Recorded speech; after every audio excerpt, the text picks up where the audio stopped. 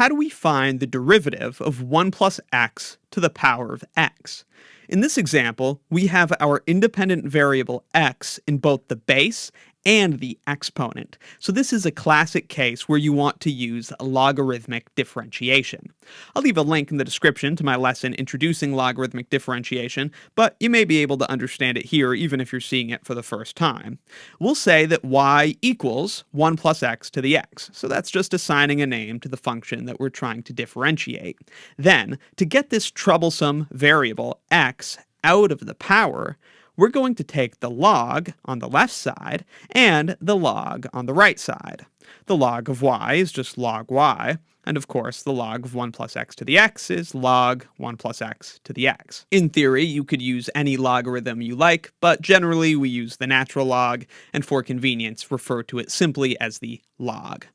Now on the left we still have log y, but on the right we can apply our log rules.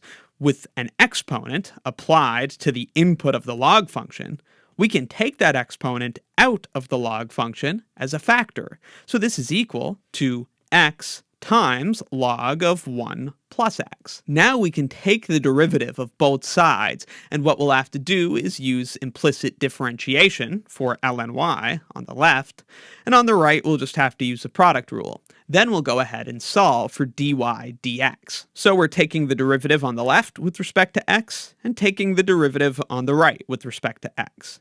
The derivative of the natural log of y with respect to x is 1 over y, that's 1 over the input, but then y is itself a function of x, so by the chain rule, we have to multiply by dy dx. Again, this is implicit differentiation. I'll leave a link in the description to my lesson introducing that if it's unfamiliar to you, but it's really just a chain rule, except it looks a little scarier. On the right, the derivative of x ln of 1 plus x is found with the product rule, f prime g plus g prime f. F prime, the derivative of the first function, is just 1. So f prime g is just 1 times the natural log of 1 plus x. Then we have g prime f. G prime, the derivative of the second function, is just 1 over 1 plus x.